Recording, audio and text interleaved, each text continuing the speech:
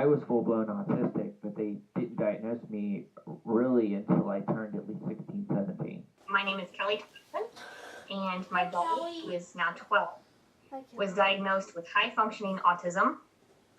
She was originally diagnosed with ADHD at about 4, and after we had noticed the medicine really wasn't covering everything, we tried, had her tested at the autism program, and they came back and said that they thought it was high-functioning autism. I'm Kylene Dave, Bernard Dave, and he has Asperger's. My name is David. I'm 31 and a half, and I was diagnosed with autism in 1985. My name is Angie, and George Zender is my son. He's now 14 years old, and age about 3, he was diagnosed with autism. My name is Melissa, and this is Brendan. Hi. And his official diagnosis is autism. My name is Vince Adragna. This is my son, Santi. He was diagnosed at about 3 years old as autistic. Specific degree, I don't remember. Well, my name is Nathan Kyle Richardson. I was diagnosed with Asperger's syndrome. To put it simply, my intelligence increases at the level that it's supposed to, but I'm emotionally unstable, I guess you could put it that way. Hi, my name is Christina Harris-Simew. This is my son, John Harris-Simew. Say hi. He was diagnosed at age 4, autistic. He is mildly autistic impaired, nonverbal. He had pica for about 2 years, which is the eating of non-edible objects, cigarette butts, rocks, grass, tissue paper, toilet paper, all things of that nature. There was a lot of trauma in his life to develop that, and then certain things in his life changed, and he stopped with having pica, but we still look out for it from time to time. I am Brandy. My daughter's name is Michaela. She is 12, and she has been diagnosed with autism and epilepsy. My name is Kristen Reichenbach. This is my 5.5-year-old son, Sean. He was diagnosed with autism right around his 2nd birthday. At the time, they said it was difficult to determine just how severe. Since then, they say that he's probably median for autism. He is nonverbal right now, though he makes a lot of noise for a nonverbal child. My name's Kathy. My son Eric's 19. He has autism, and he's adorable. My name is Barb. My son Jeremy, who's 22, was diagnosed as autistic when he was 3 years old. I'm Janet Powell, and I'm an art teacher at an elementary school where I teach kindergarten through 5th grade. And how many of the children that you're helping right now are on the autism spectrum? While I'm not privy to all of the information, I can guess about 4. My name's Dennis DeBott. I'm an author, parent of a young man with autism. I train law enforcement professionals throughout North America and around the world in how to have safe interactions with children and adults who have autism spectrum disorders. Yeah, they had me as the mental intellectual disability. Well, then they put me in special ed, then they took me out of special ed, put me in mainstreaming, and then continued on and kind of pushed me on through, and then pushed me out of their school to another school, and then from another school to another one.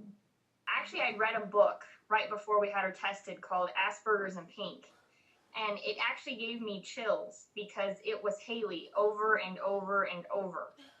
And so when I sat down at the autism program and they came back with autism, I'm like, why not Asperger's? And they said, well, because she's had a couple speech problems.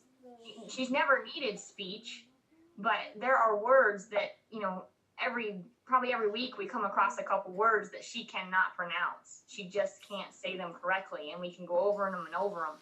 And so they said that's the thin line between autism and Asperger's is the speech, because with Asperger's, They don't have a problem speaking at all. Actually, when he was in developmental kindergarten, he was 5, and the teachers started to mention that they thought that he had Asperger's based on, his lack of social interaction.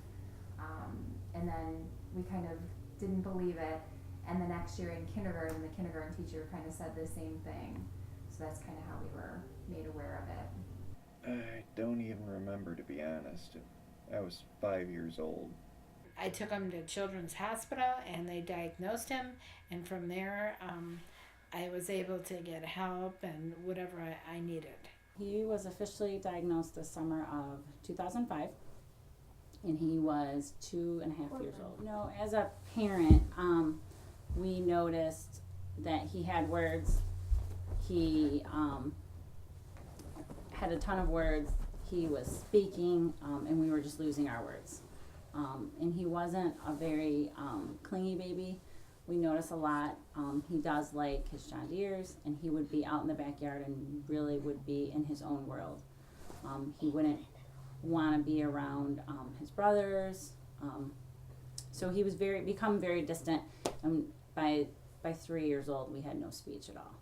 It started very young. We thought he was hearing impaired, and I think I hear this from a lot of parents, is they don't get responses like they normally would. So we had his ears checked first, and from there, people started bringing up, well, you might want to have this checked. By the time he was diagnosed, we already had a strong suspicion that this was the case. I'm pretty sure I was diagnosed straight from birth. Honestly, though, back in the day, that was a relatively new diagnosis. It was only discovered like a few years before. And I'm pretty sure I was one of the several people who were getting diagnosed with this new diagnosis. I guess I should consider myself lucky. Could have been a lot worse. It could have been improperly diagnosed or not diagnosed at all for a long period of time. He was verbal when he was younger, then regressed. Right around 14 months, Michaela had a febrile seizure. And between 14 months and 18 months, I don't know the exact month, but between 14 and 18, it was almost like the 20 to 25 words that Michaela already knew, she started to regress. And I remember sitting at my mother's kitchen table, and I said to her, I don't understand what's wrong with Michaela. It's almost like she's lost her speech. She went from saying 20 to 25 words to pointing and to saying maybe just mama, mama. And it was just nothing but a whine fest. And I didn't know what autism was at that time, and I don't even know who it was, but somebody said to me, well, maybe she's autistic, and I researched it, and by that time she was 2 already. And when I went online, she was almost everything, almost all of the characteristics. So in my mind, I knew she was, but I didn't get the diagnosis until she was 5. He would line up toys. Unlike, I guess they say that some autistic kids, if you break the pattern, they freak. He wouldn't. He'd just push them together, add it to the end. He stopped answering to his name. He acted like he didn't hear things. We thought that he had a hearing problem, and we made the appointment to have that checked. And when we went in, just watching some of the things he was doing with the speech therapist, I asked her if she thought he might be autistic. The psychologist said, yeah, he wasn't sure just how autistic he was, because at that age it's hard to tell, but that he was definitely on the spectrum. I went from doctor to doctor, asking them something's not right. He'd be up sleeping, crying. Everything he did was not the norm. And finally took my mom and my mother-in-law to the doctors with me for them to say there's something wrong. Pediatrician said developmentally delayed. And finally the school system is the one who recognized the autism. We knew something was wrong when he wasn't talking, and then we referred to MISD, and then after that we got evaluations done, and then we went to Children's Hospital and actually got a head of psychiatry to say it was autism. I'm gonna be honest with you, sometimes I don't care about myself, I care more about people. And think that's the way the autism community is. I think it's kind of we care more about others than we care about ourselves. I wouldn't want him to be typical. You know, I think that he wouldn't be the same kid. So I think that some people think that it's so, upsetting, but at the same time, you wouldn't want them to be anyone different, because then they wouldn't be themselves. And he's funny. He drives us crazy sometimes. So we definitely need the patience to sit and listen to his extremely long, drawn out stories. But at the same time, he's funny and he likes to joke, and he just recently kind of learned sarcasm, and he does air quotes on things. So I think that he definitely, he makes us laugh, and he's, made us appreciate that what he goes through. I think mostly we just want the freedom to be ourselves, as unrestricted as possible, although I know that's not always the case.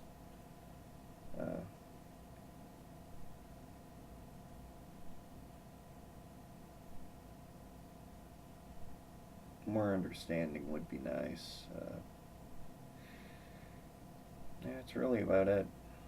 I guess to understand, because we've gotten the looks, I've gotten the comments, especially when the store, Brennan, that is something he still very much deals with, is touching. We have had issues where, summertime, there's ladies wearing tank tops and Brennan has reached forward and grabbed their arms. I just want them just to take a step back and just take a deep breath. And yes, there is something, special about my son. I hate saying, oh, he has autism. He has his quirks, and that's what we call him. But just for them to take a step back, and just before they get all and aggravated and stuff with us and him, just to take a deep breath and know that he's just like any other kid that just has these extra little quirks. An autistic child will introduce you to yourself. You'll find things, you'll find patience in you that you never knew you had. You'll learn things about yourself that you never knew you had. And there's a certain blessing that an autistic child gives you. Honestly, the only thing I can say is that our emotions are pretty much worn on our sleeves. When you see us crying, we're probably crying over something that might be a little bit trivial, but 9 times out of 10 we can't really help it. I would like for them to ask in public, instead of staring, instead of thinking that autistic children are bad, or because we don't punish them, or because that's your normal, typical teenager, young kid that's behaving that way. Autistic moms want people in the community just to come up and say, is your son autistic, or is your daughter autistic, instead of talking underneath their breath in public. We as autistic parents, I don't want to speak for everybody, I speak for myself, but going out into public, you have to deal with society, and you just want your child to be accepted just like any other kid. My son has blood running through his veins, and he can still get hurt and all of that. Just, I want people to be educated. I mean, not only in autism, but in everything. People with autism are not stupid. They may look as if they're not paying attention to you or understanding you. I've always said, give them at least 7 seconds to process what you've said, because most people, if I say something to you, I expect a response, right? Most people don't give a person with autism time to process what they say, so they just say, oh, they're stupid, they're this, they're that. They're the most kind-hearted, loving people you will ever meet, and they're pretty much the closest thing to heaven that you can get. That's not contagious. That just because the child acts a little bit differently doesn't mean that they shouldn't be out in public with other children. What they have is not catching. Your child is not going to end up becoming autistic just because they're playing with a child who has autism. I didn't do this to my child. He did not ask for this. We deal with what we're dealt with, and he's one of God's children, and I love him. He is my child. He is someone's child. They forget that. They forget that they're to me, he's adorable, and he'll always be my little boy, whether he's 6'1" and 220 pounds. He's still my baby, and he's loved. Patience, lots of patience. And actually, I think the thing I learned most, not just with Jeremy, but in my job, is when you talk quietly and calmly to them, they respond much better than if you raise your voice at them. In these days, it's okay to let people know that your son or your child or you have autism. There should be no shame involved in that. We all have our conditions in life that limit us. You know, as we become older, it's harder to see, it's harder to hear. That's why I talk louder. But for people who are new to the world of autism, you've got a lot of help out here. And you may not like hearing this from an old autism hand, but 2012 is a good time to have autism. 1985 was not a good time to have autism. Nobody understood it at all. They hadn't even filmed Rain Man yet. So take advantage of the awareness that's out here. Let your neighbors and your family know something about autism, and give your sons and daughters a break. Give them an opportunity to learn, because no one can convince me that people with autism cannot learn. They can learn. They learn differently.